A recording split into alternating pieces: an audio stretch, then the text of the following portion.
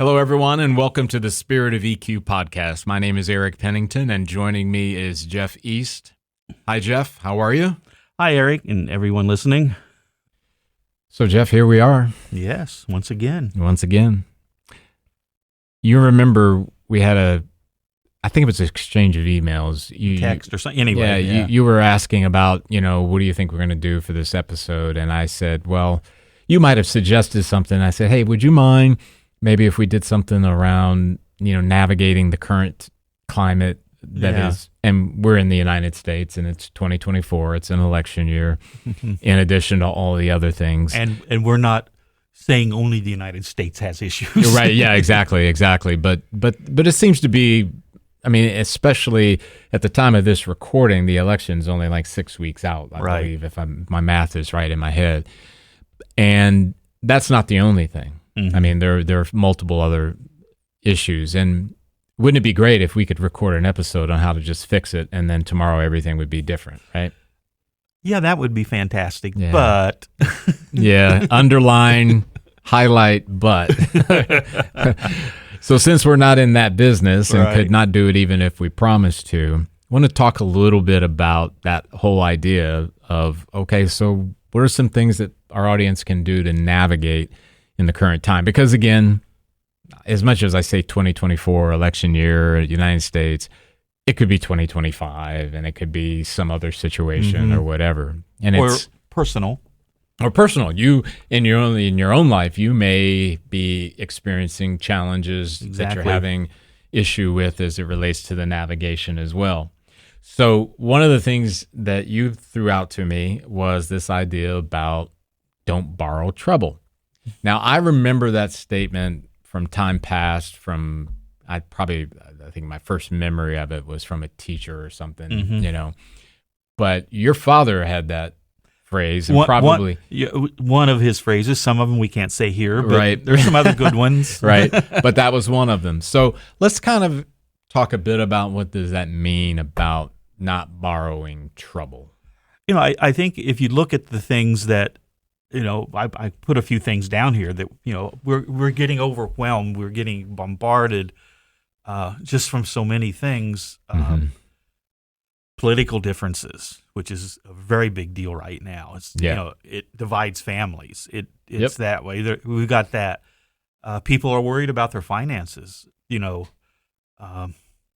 Where's my Are we in a recession? Are we not in a recession? Yes. That kind of thing. Where's my nest egg going? Why do I have $4 left at the end of the month? Things like that. Yeah. Health issues. Mm-hmm.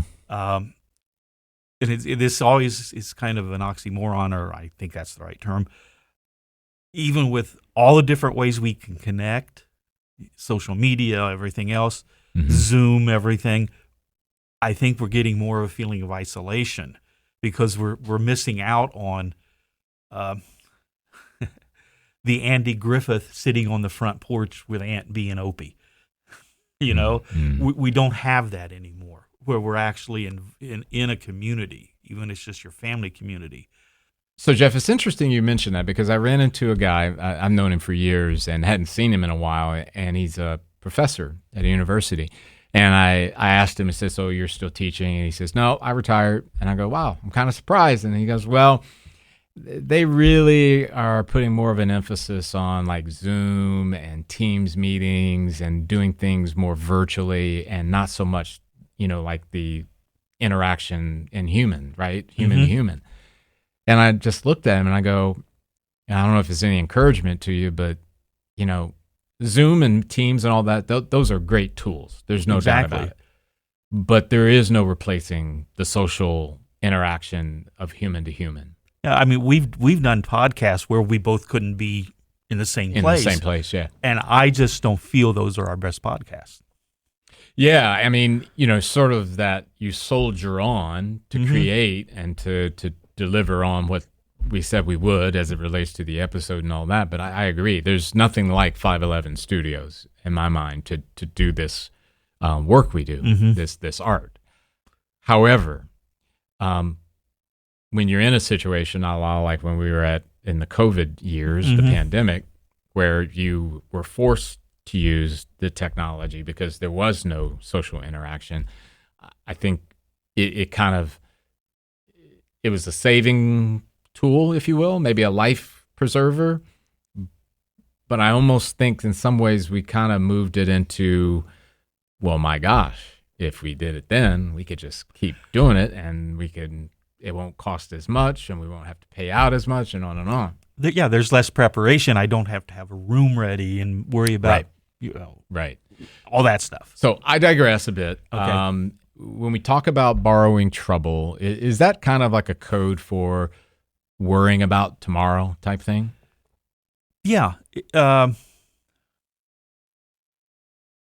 When we're going through life, I think we need to take time to look at what is really needed to be taken care of right now. Mm-hmm. What really is the priority for this moment. And it could be those things I mentioned earlier, but if you're always looking at the next thing, you're never going to be in doing the thing that you're doing right now. Sure. You're always going to It's be almost like having a divided mind. a divided mind, divided presence, however you want to say it. Yeah. So if right now we're doing this podcast, okay, I've got some stuff I need to do to get ready for a medical procedure. I can't be worrying about that, borrowing that trouble. And be present for this podcast. Yeah, what was the term that Jesus used? Don't worry about tomorrow, for today has enough trouble of its own. Yes. I think that's how the verses go. And I think about what you just said. It robs us of the present moment, Mm-hmm. the interaction that happens there. And if we're not careful, right, we could miss some gold, right? You can miss gold. You miss the being present with someone else, Yeah. but also you might not be able to make the correct decisions, to take the correct actions in that moment for what needs to be happening right now. Yep. Because your resources are 2 weeks away instead of in the moment, and that could be everything. It could be emotional, Mm-hmm. You and I could be having a conversation and you share something that is really troubling you. Mm-hmm. And for me to be a good friend to you, I need to be present. I need to be actively listening to you, giving you empathy, do all the things that we've talked about on this podcast. But if I'm worrying about a meeting that I have next Tuesday, Right.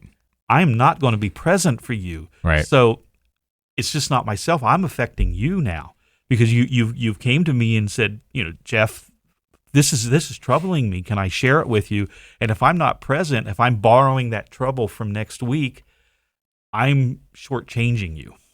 Yeah, and I think, especially in the culture that we live in, we have developed a really bad habit, and that is being able to fake it. Yes. Being able to maneuver and manipulate to give the appearance of fully present, right? I've this practicing active listening. I've been doing this a long time, so I can sit here and go through the motions with you. And not be I'm somewhere else. Right, and on top of that, I can't read your mind. I can't say, Jeff, stop thinking about next week's motorcycle rally or whatever, right? So within that, I've been doing a lot of looking into specifically myself, and the way that I approach things is I'm iterative in nature, right? I'm gonna grab the science, I'm gonna evaluate it, I'm gonna see if it fits. Not see if it's true, but see if it fits in the approach and the practice of it. And in this case, the unconscious versus the conscious mind. Because what I've found in my own life is that it's the unconscious stuff is the stuff that tempts me, that entices me, if you will, to borrow trouble. Right? So here's an example. If a core belief was formed when I was 8 or 9 that financial difficulties are the end of the world because my mom and dad were totally freaked about some economic situation. that core belief unchecked, and it's deep in its nature, well, guess what, Jeff? When I see a news clip about how for sure the economy's in recession, we're in recession, more than likely, in my unconscious mind, I'm going to go the path of there's something to worry about. We don't know what's going to happen. What if, what if, what if, what if?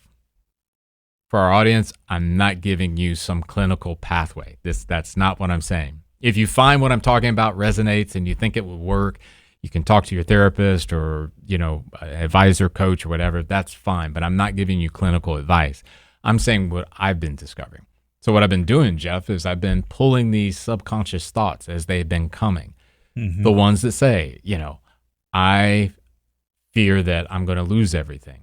I fear that I'm not good enough. I feel like so that I can begin to, when they arise, I can grab them. Imagine, something coming up to the surface and you grab it, right? And begin to nullify its power by my evaluation of whether or not, is that actually true? Is it actually true that if a recession happens, I'm going to lose everything? Have I ever lost everything because of a recession? How many recessions have I lived through?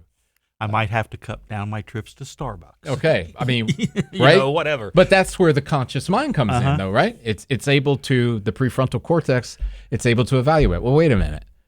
I've been living this long. I've experienced 9 recessions. That one was tough, but I've never lost everything. So maybe I need to examine that and see if it's still valid. Mm-hmm. Maybe it was valid when I was 8 or 9. Because you know how core beliefs get formed. Right. But it's not valid now. And there's all kinds of these that we grapple with. And I'm saying all of this to connect to this idea about when we're navigating difficult circumstances, be it personal or global or national in nature. And we'll be back to the episode after this. And now back to the episode. Jeff, what is the SEQ Development Report? I'm glad you asked me that, Eric. The SEQ Development Report is something that we here at Spirit of EQ have developed to blend the idea of emotional intelligence with a person's spiritual life. And we're not talking about religion. We're talking about how they connect with themselves, other people, and the world around them. Why is it important? I think it's important because it allows someone to see where they stand, to give them information about maybe parts of their life they may need to work on, parts of their life that they're really doing well and learn to leverage it. And it just gives a person a better way of getting through the world. So how do you get this report? Well, first you need to contact us. Info at Spirit of EQ is just a great way to do it. Then you would take an assessment, 15, 20 minutes, done online. And then after that, the report requires a debrief to go through all the things in it because it's got a ton of information. And then if you want to further your journey, we can do coaching and things like that with you down the road. And that's basically it. Cool. Thanks, Jeff. So when I say that, Jeff, someone in our audience might say, well, what are we going to do about this situation? And what are we going to do about that situation? How do you respond to that? What's a go-to in your mind? Do you remember however many decades ago when like the Shogun, James Clavell, all that stuff, they had the miniseries, he wrote the book Shogun and Taipan. And in one of those books, which they're hard to get through anyway, but one of the characters was talking about a philosophy they had, and they called it a lockbox. If you have something that it needs to be addressed, but I can't do anything about it today, you mentally put it into a lockbox and put it in the back of your head until the time is right to open it and deal with this issue. Because it's there, whatever the issue is, it's fully formed there, but I can't do anything about it today. I can't. So I am not going to waste emotional, physical, mental, whatever kind of energy on dealing with it until the time is correct to deal with it. And I'm not saying you put things away and ignore them forever, but this is a conscious way of doing it. Okay, it's there. I know it's there, Yep.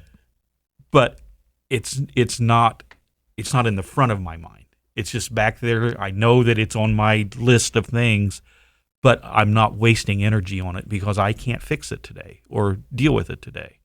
Yeah, and I think there's some commonality in what we've been talking about too, in that there will always be circumstances and situations that there's nothing we can do. As we mentioned at the top of the show, I mean, we're in an election year, 6 weeks away from election. One or two people are going to win the presidential election. And all I can do about that is vote. Right. And you're one person. Yes. And you're one person. So if you're expending a ton of energy being upset, being worried about one or the other, it's really kind of wasted energy. You use the term energy. Is that kind of what you're going at? We all have a finite amount of energy. Yes. That's just, we can do some things to boost it, but we only have so much. It's not unlimited. It's not unlimited. And when we expend it on things that it doesn't need to be expended on now. Okay, I'm going to go back to my gearhead. You got a hot rod, and you do a burnout. Okay, you're expending tires, gas, wear and tear on the motor, and you're not going anywhere. It's all wasted. It's wasted. Yeah. So that's kind of what I'm talking about. You're wasting this emotional, physical, whatever energy on something that I can't do anything about today. So would you say that the person that finds it hard to let go of that, could that be something that they should be paying attention to, maybe in the confines of a therapist or counselor or coach? Yeah, I think that would be very, very good. I'm lucky and had my dad saying the borrowed trouble, reading this thing that has stuck with me forever. Yep. I was just lucky that way. And I've had some help from other people with it too. I'm not saying I did this all on my own, but yeah, but you have to be honest with whoever you're talking to. I can't get my mind off of these things down the road. Yep. Can you help me focus? Right. And I think we also have to be careful, Jeff, in where we're receiving information. And I mean that in the sense of media, right? And like many things, there's some positives to media, specifically news media, and there are some very significant negatives of it. And I think just because Fox, CNN, MSNBC, ABC, whatever you use as an outlet, says you should be worried about who is going to be, and you should be worried about the economy, I think you have to take a step back and go, okay, wait a minute. They're encouraging me to be unhealthy. Exactly. Because it's out of my control, but they're telling me I should worry about it anyway. Because they want you to keep tuning back in. And I think that's the key thing that should be recognized, is that that's the motivation. And I'm not here to, again, I'm not indicting news media and you shouldn't pay. I'm just saying is that when you hear that, you need to remember. It'd be the same thing if on our podcast we said, yeah, we do have the cure. We have the answer. This is what you need to do. Sign up for this, do that, come to our this, and then you're going to find the answers. Well, think about what we just advocated, right? And I understand it may also be a bit of that confirmation bias. I already believe this, and you've just confirmed it for me, so therefore I'm going to do those things. But my greater point here is health. And in this case, we're talking about mental, emotional. Mm-hmm. It certainly can flow over to physical and spiritual too. I don't think there's any doubt. Yes. So when we think about, I'm going to pivot a bit to looking at some of the competencies in our model. What would you say is maybe a couple of them that you think really can maybe be effective in helping to avoid borrowing trouble? Well, I think it always starts off for me is actually understanding what you're feeling. So the emotional literacy part. Right. What am I really feeling? What is the emotion? Is my emotion anger because I disagree? Is it fear because or what? To start with that, Mm-hmm. and then move to the consequential thinking part of it. Mm-hmm. What are the consequences of me fixating on what that newscaster said, or the sign in my neighbor's yard, Right. or whatever? What are the consequences of that? Is it going to move me forward as a person? Is it going to keep me healthy? Those ways we just mentioned. Am I going to be able to continue growth, or is it just going to everything comes to a screeching halt, and all I'm consumed with is whatever that is making me angry, fearful, Yep. whatever. Yeah. And I think look at the consequences of that. Make sure that these consequences are beneficial, and not just to yourself, but to other people too. Once again, I think we need to look at self-empathy, and we need to have empathy for other people. And I'm not saying you're this way, but I'm just going to use the example. You are a dyed-in-the-wool. Everything you talk about is this party or that party. Right. Okay, you're consumed with that. So I may have to give you empathy and let you be that, and not take it seriously on myself. Whatever that is. But like then, there's a separation from your value as a person versus my opinion or my okay, that's what Eric believes. He's allowed to believe that way. Yeah. I may not believe that way. I may, but to have that ability to let that person be who they are, because when we get into this kind of stuff, especially the political things, I'm not going to be able to argue you to change your stance. Yeah. That's not going to happen. You'd think we'd learn that one by now, but no, I can't. You're not going to do it to me. Yep. It's you're wasting that energy again. Yeah. So to have the empathy to be able to understand the other person and yourself, to have the empathy of, okay, he made me mad for a second, but okay, take a deep breath, let's move on. And then they are in our motto of EQ, the overarching thing is the noble goal. Yeah. Is this, whatever it is, aligned with my noble goal? Whether the actual thing is, or whether the way I'm responding to it, responding to other people, am I making this world a little bit better by following my noble goal? Yeah. And I would think I guess, let me say this correctly. When I think about your noble goal, Jeff, and could you repeat it for the audience once more? It's to help people find the art in themselves. Okay. So if that's your true noble goal, if that's your North Star, what happens when you start borrowing trouble?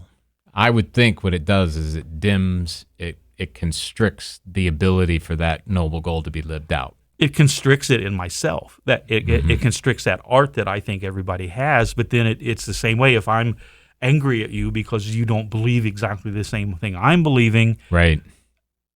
I don't give a damn about your art right now. Okay, right. That's just the way it is. Yeah, and that's a conflict internally, right? Right. So if you're doing these things that are against who you are, and if you pay attention, have that other word we like, curiosity about what's going on, you'll feel that. You'll go, wait a minute. Something's not right. Yeah, this is not sitting well within me. Yeah. Not with the other person or the situation.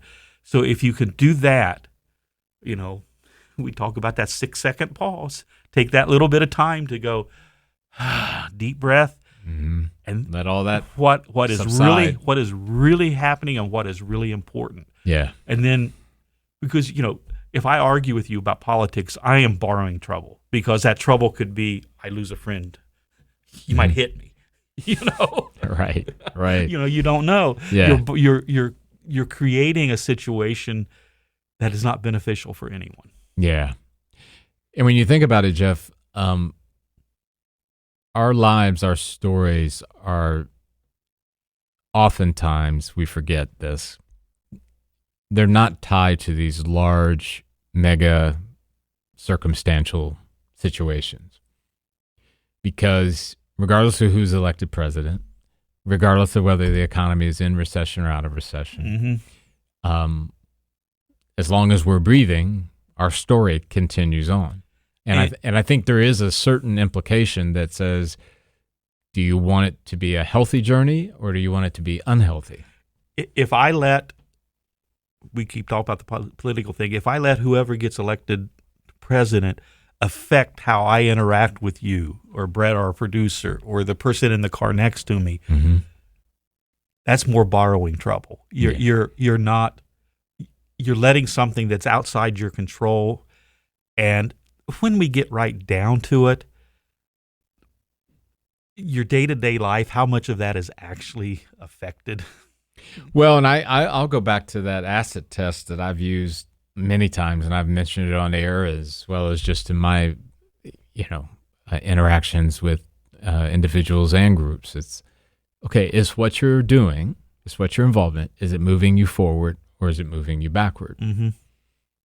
So if you're hyper obsessed about the economy or hyper obsessed about your career or whatever it may be, is that moving you forward? Is it making things better? It's not a judgment if the answer is no, and it's not a shame on you for doing it. It's a call to turn around. It's a call to consider, to reflect, to ask yourself, do I really want to keep going in this direction? But if the answer to the question is, no, it's not making my life better, and then you decide to just keep going anyway, I have to say there's something probably wrong inside there's a little ghost in the machine, if you will. One of the things as I am reaching more advanced wisdom, what I'm finding out is for me to move forward and me to grow, I need less stuff. I am finding that the simpler I can make it, which has been a mantra of mine since high school, but the less stuff, the better, fuller life I have. And that's where, if I'm borrowing trouble from things down the road, that's more stuff. Yeah. And I think, though, when you hear that statement from you, Jeff, you can think of it in terms of the material things, but I think it also relates to people. It relates to facets of your career, your pursuits, has to do with how you interact with family, all those things. I'm a firm believer in the idea of travel light. And I think that's what we've been talking about through this episode is, are you separating the wheat from the chaff? Are you getting what is really important, the thing that is beneficial? Or you could look at the crucible. Am I burning away all the dross, that stuff that is just no good anymore? Yeah. What am I ending up with as a final product? Yeah, that's great. And on that note, we thank you for tuning in and look forward to when we're together again. Take care. Hi, everyone. This is Eric Pennington with The Spirit of EQ. I'm not introducing a new episode today. I'm here to tell you some things that might help you. Jeff, you're with me as always. So yes. How do people get in touch with us? Well, the best way is just send us an email at info@spiritofeq.com. That's awesome. Jeff, I was also thinking about reviews, and I'm notoriously bad at asking for them, so reviews on all of the platforms, wherever you get your podcasts. Yes. Do you think that'd be good? I think that would be great because, one, that will help us learn how to make better ones. And it's always good for us. So we're not the perfect podcast hosts? We're close. Okay, all right. But not, still, not totally we want perfect. your feedback. We want your feedback. But it also might let us know a new subject. Hey, we need to dig deeper into that. Yeah. So let us know what you think. Cool. We really appreciate that. As always, too, there is social media, LinkedIn, Facebook, and we also have a YouTube channel. Those also have mechanisms or options for you to be able to leave a comment, a like, or those kind of things. Just want to make sure that you know how to get in touch with us. Right, Jeff? Right. We appreciate you all. Thank you. Once again, we really appreciate you tuning in today. One of the things that Jeff and I want to bring to your attention as well is that when we created this podcast, it was not intended to take the place of a clinician.